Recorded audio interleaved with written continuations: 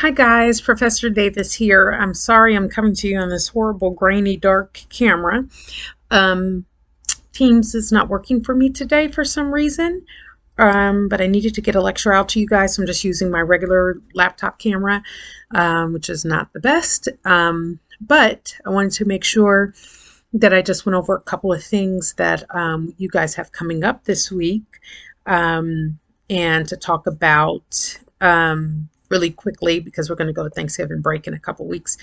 In fact, maybe next week. Next week, yeah.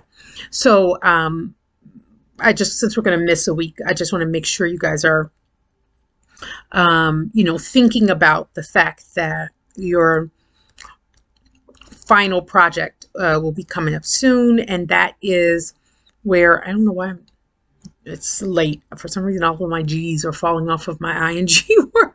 It's late, I guess. Um, but that assignment will be that's your final project. You will essentially create a proposal package for a client. I will go more into how to do that, but we've learned a lot of the pieces of that over the last few weeks. Sort of making sure you have agendas for some kind of event. What do you do? How do you start? How do you plan that? What's the first few things you do? We talked about getting a head count list. Excuse me, it is late. We talked about getting a head count list. We talked about um, making sure you understand the venue, any kind of regulations about the venue, but also just, finding venues that fit. First, of course, head count, then finding a venue that can accommodate that head count, plus some, making sure that venue has all of the different accoutrements you might need, like, say, projectors, or if you need to be able to make copies. Do they have a copy machine? Do they have, enough lighting? Do they have seating that's safe for COVID right now, whatever it might be? So you've learned about some of those things. Materials for mass media, that would be something like a press release.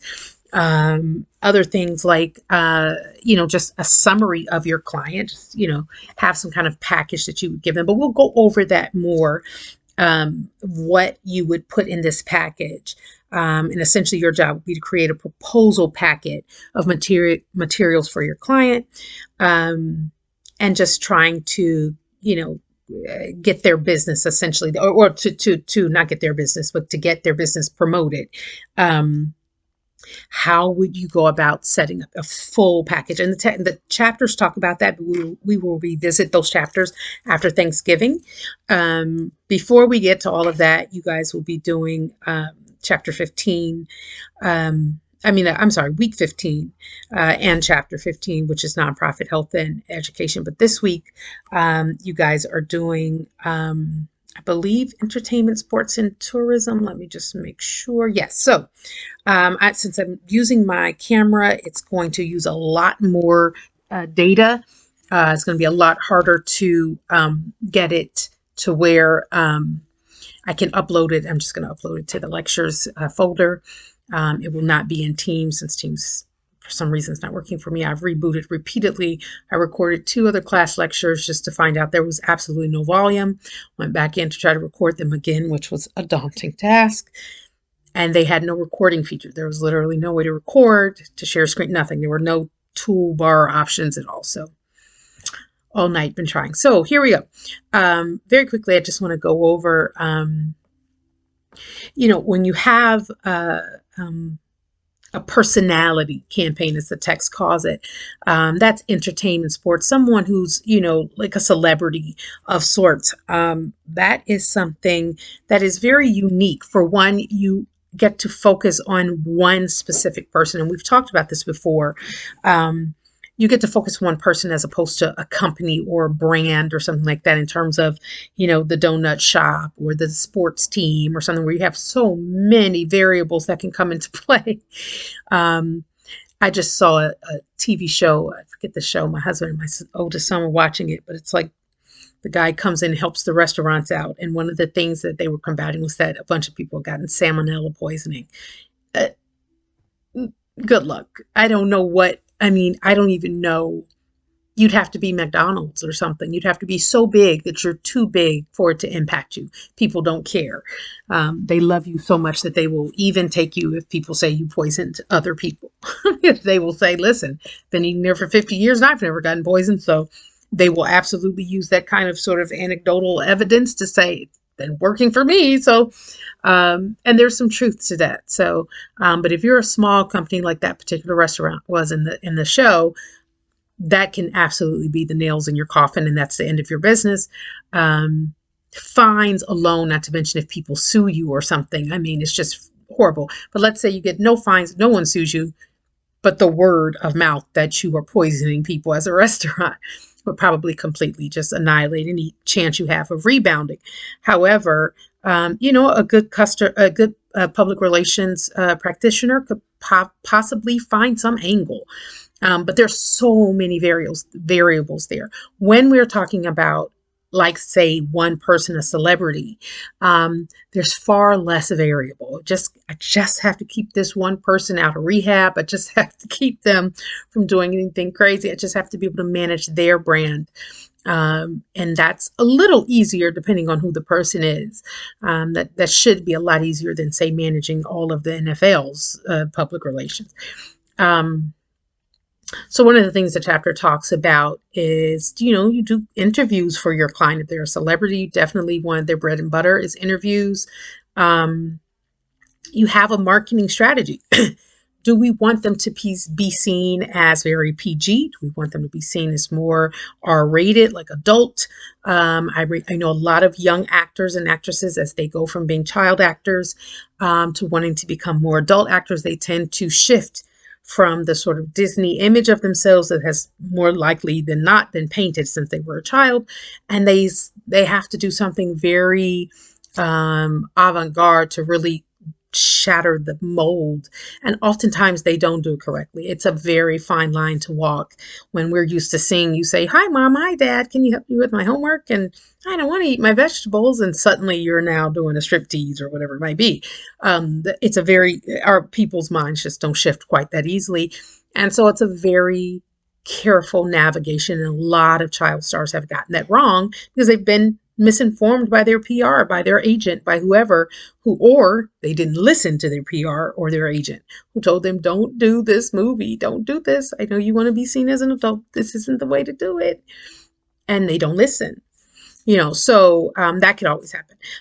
You want to make sure you have, press releases, lots of public appearances, photographs. You want to be able to manage their image literally, and how they are literally seen in photographs. So you definitely want to have your own photographs be what's posted, because certainly photographers are going to take pictures, but they may not take them in the most flattering way. So you want to try to cater that to that narrative of how your person looks. If we're talking about publicity campaigns, one of the things the chapter talks about is the drip, drip, drip technique, which is we just keep inching information out as some event is coming. So you will see things like, 10 days, we've got 10 days, and you'll see something that says like 7 days. I have done that for my clients as a web designer and social media manager. I would do that for my clients, where on their social media, we'd say new website launching in 2 weeks, new website launching in, 1 week. It's a countdown, 5 days to the new website launch or whatever it may be. And so that drip, drip, drip, where you just kind of keep people interested so they don't forget. Another thing that this chapter talks about is sports. And if you were to do some kind of PR for a sports player or sports team, this is a lot of work. And it's especially difficult if the team is not winning. But that's when we try to find ways to still bolster their image. As a PR person, you're always trying to make sure the narrative supports what you wanted to say. So even if they're not winning, we're going to talk about when they have won. Even if they're not winning, we're going to showcase their whatever advertising deals they might have, whatever kind of, I can't think of the word, oh gosh, I can't think of the word for some reason. I just lost the word. But whenever they endorsements, if they have any endorsements, let's focus on that. Let's focus on that. Let's get them on SNL in a little small spot. Let's get them on some of the talk shows, just to sort of draw attention away from the fact that they're not winning. But let's keep in the mind that they are winners. They may not be winning in their sport right now, but they're still a winner. And we want to make sure we keep that narrative in the front of people's minds. And show them in a good light. And also, a lot of times it's good to show them poking fun at themselves. It's good for kids to see their icons or sports professionals lose with grace. Um, and then also, when we talk, it's, let's see, give me one second. Tourism. So tourism is a little less, today it's far less significant than it was just a few years ago as a result of COVID. Travel promotion involves increasing the public's desire to visit a place. So I can tell you things like, I know Belleville was voted one of the best small towns in the Midwest or in the country or something like that. Things like that are great. I actually did a website for an entire district, a shopping district in Chicago, which is very popular there. But they really wanted to make sure that they had sort of an appeal, like you get. The example they gave me was Rodeo Drive, and you can't get Rodeo Drive. You just can't get that in Chicago. Because of all the celebrities that do Rodeo Drive. However, Chicago does have the Magnificent Mile. I had you guys do a piece on that. And they also have other shopping districts in the downtown area that are very, very, very, very popular and affluent, and that cater to people who can spend, $13,000 on cufflinks or, $12,000 on shoes or whatever it is, which is that those athletes, the Oprahs of the world that live in Chicago, the Michael Jordans when he lived in Chicago. And also just some of the local celebrities there that are, pretty, that are well off. And some of the people who are just professionals that have, good amount of disposable income to spend on incredibly expensive clothes and jewelry and shoes and stuff. But we were making a point to promote that, to make sure people knew them. The website was one of the first things that they did. They did other things as well, but that was one of the first things they did, was try to get that face looking good, their public face looking good, which is their website. Arranging for travelers. So commercials sometimes, I don't know if you guys remember, that you guys wouldn't remember that. Some of you, if you're anywhere near my age, you might remember there were lots of commercials back in the old days about traveling to Jamaica. And I mean, it was just so incredible. The commercials were great. And the guy they had doing them he was so great. His voice was so perfect. Everybody wanted to go, wanted to go. And so they do things like that. But today it's a little different because of COVID. We've got to, do things very, very differently.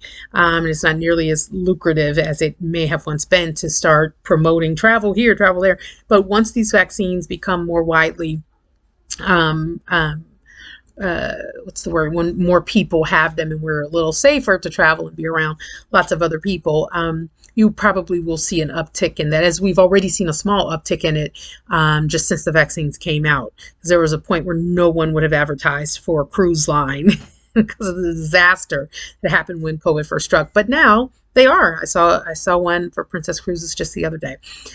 So please read the chapter and take a look at the discussion post for this week. There are no more press releases for this semester. But we will talk more about the final project when we come back from Thanksgiving break. So for this week, you have your discussion board due. Just pull that up here. I know you can't see my screen. I'm so sorry. And it's just talking about Simone Biles during the Summer Olympics and how her PR team handled her situation. So look in the text and just, show some things in the text that talk about that illustrate, that you saw illustrated, and how her situation was handled, because it was definitely handled expertly. They did a phenomenal job of, making sure. There's some people you just will never be able to please, and people think, you should die trying. But other people understood the situation, and there are plenty. Just think about some of the other athletes that came out on her behalf. I mean, that alone Let's reach out to the Michael Phelps. Let's reach out to the Michael Jordans. Let's reach out to some of the more current Olympians that are out there right now, the Serenas and the Venuses of the world that can speak to what the pressure is of being an Olympic athlete. And, let's get them talking in support of her, if they will. If they don't support her, they won't do it, but if they will. So it was done exceptionally well, not to mention they absolutely shifted the narrative to mental health, which is so important. And so many of the athletes talked about, how the toll it takes on them. I can't even fathom. I wouldn't do it. So, okay, guys, that's your work for this week. And hopefully teams will be fixed next week. And I will be able to give you a better, well, next week, we don't have a lecture next week because it's Thanksgiving. So have a great Thanksgiving, and I will see you in a couple weeks. Thanks. Bye.